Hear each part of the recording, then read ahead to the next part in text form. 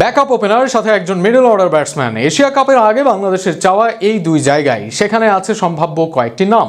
ওপেনিংয়ে নাঈম শেখ টিকে যাবেন নাকি আসবেন সৌম্য সরকার? অপরদিকে মিডল অর্ডারের লড়াইটা সাব্বির সোহানের মাঝে। শেষ পর্যন্ত এদের মাঝে কেউ কি থাকবেন এশিয়া কাপে নাকি থাকবেন অন্য কেউ, তা নিয়ে থাকছে প্রতিবেদন।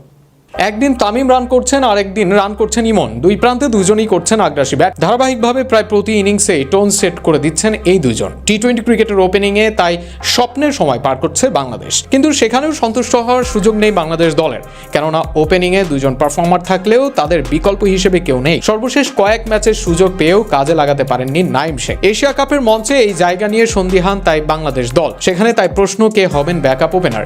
সর্বশেষ সিরিজে পারফর্ম করতে পারেননি নাঈম, কিন্তু তার সঙ্গে এই জায়গায় দলে আসার মতো নেই খুব বেশি নামও। যদিও এই জায়গায় অপশন হতে পারেন সৌম্য সরকার। সর্বশেষ ম্যাচে অবশ্য 62 স্ট্রাইক রেটে 11 রান করেন তিনি। তবে তার আগের 4 ম্যাচের 2 ম্যাচে ভালো 2 ইনিংস খেলেছেন সৌম্য সরকার। ব্যাট করেছেন উঁচু স্ট্রাইক রেটে। সুযোগ পেয়ে ধারাবাহিক না হলেও মাঝে মাঝে কার্যকর হতে পারেন সৌম্য।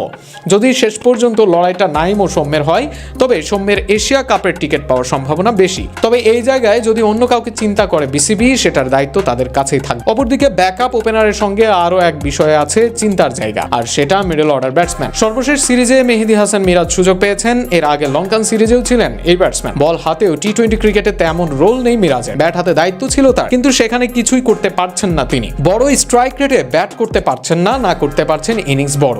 এই জায়গায় আলোচনায় 2 নাম অনেকদিন ধরে নেতৃত্ব দিয়ে পারফর্ম করছেন নুরুল হাসান সোহান।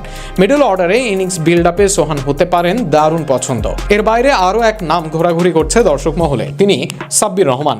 এই হার্ড হিটার ব্যাটসম্যানকেও ভাবা হচ্ছে মিডল অর্ডারে তাওহিদ হৃদয়ের বিকল্প, যিনি তার নিজের দিনে বদলে দিতে পারেন দলের চিত্র। তবে যদি এই দুয়ের মাঝে কেউ যান দলে, তবে সেক্ষেত্রে এগিয়ে থাকবেন নুরুল হাসান। সব মিলিয়ে এই মুহূর্তে কারা আসবেন বাংলাদেশ দলে, সেটা নির্ভর করবে নির্বাচকদের উপরে। আর সেখানে এই 4-এর মাঝে কারা সুযোগ পাবেন, সেটা তারাই বেশ ভালো জানেন।